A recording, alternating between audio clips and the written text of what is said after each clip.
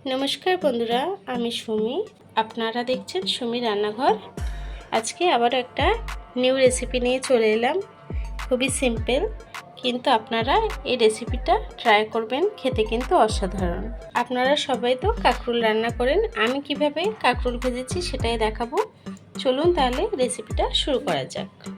देखुन बंधुरा आमी एकटा हामालदिस्ता निये नियेछि। एटार मध्येई किन्तु आमी काकरुल एर मধ্যে দিয়ে দেব। কাকরোলটাকে এভাবে একটু ম্যাশ করে নেব। দেখুন বন্ধুরা আমি কাকরোলটাকে কিন্তু এভাবেই একটু ম্যাশ করে নিয়েছি।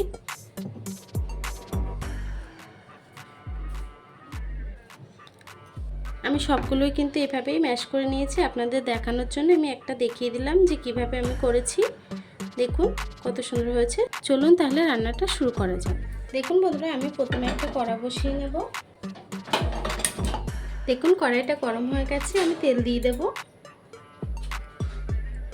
তেলটা গরম হয়ে গেছে, দিয়ে দেবো সামান্য একটু কালো জিরে ফোড়ন, দিয়ে দেবো পেঁয়াজ। আমি 3টে মিডিয়াম সাইজের পেঁয়াজ কুচিয়ে রেখেছিলাম, সেটা দিয়ে দিলাম। পেঁয়াজটাকে একটু ভেজে নেব। পেঁয়াজটা ভাজতে ভাজতে পেঁয়াজের মধ্যে দিয়ে দেবো কিছুটা চিংড়ি মাছ। চিংড়ি মাছটা আপনারা স্কিপও করতে পারেন, যদি থাকে তাহলে দেবেন, খেতে কিন্তু খুবই ভালো হয় চিংড়ি মাছ দিয়ে। চিংড়ি মাছ দিয়েও আমি একটু ভেজে নেব। দিয়ে দেবো কিছুটা কাঁচা লঙ্কা, লঙ্কাটা আপনাদের টেস্ট অনুযায়ী দেবেন। দিয়ে দেবো সামান্য একটু নুন, দেবো সামান্য একটু হলুদ গুঁড়ো। দেখুন বন্ধুরা পেঁয়াজ আর মাছটা কিন্তু একটু ভাজা হয়ে এসেছে। এখন দিয়ে দেবো সামান্য একটু রসুন বাটা, সামান্য একটু আদা বাটা, খুবই অল্প করে কিন্তু আমি দিচ্ছি।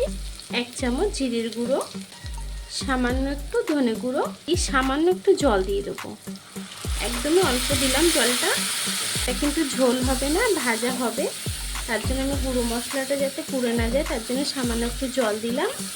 এখন জলটা যতক্ষণ না টেনে যাচ্ছে ততক্ষণ কিন্তু আমি একটু ভেজে নেব।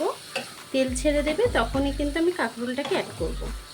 দেখুন বন্ধুরা জলটা কিন্তু টেনে গেছে, তেল ছেড়ে দিয়েছে, পেঁয়াজ আর মাছটাও কিন্তু সুন্দর করে ভাজা হয়ে গেছে। এখন কাঁকরোলটাকে দিয়ে দেব। এইভাবে একবার হলেও কাঁকরোল ট্রাই করবেন। আমরা তো সবসময় কাঁকরোল ভেজে খাই, কিন্তু এইভাবে খেলে কিন্তু টেস্টটা অনেকটা পাল্টে যায় আর খেতেও কিন্তু বেশ ভালো লাগে। দেখুন বন্ধুরা আমার ভাজিটা কিন্তু হয়ে গেছে। আমি 10-15 মিনিট ধরে এটাকে একটু লো ফ্লেমে ভেজে নিয়েছি। কত সুন্দর হয়েছে ঝুরঝুরা। এখন নামিয়ে নেব, ভাজিটাকে নামিয়ে নেব। এখন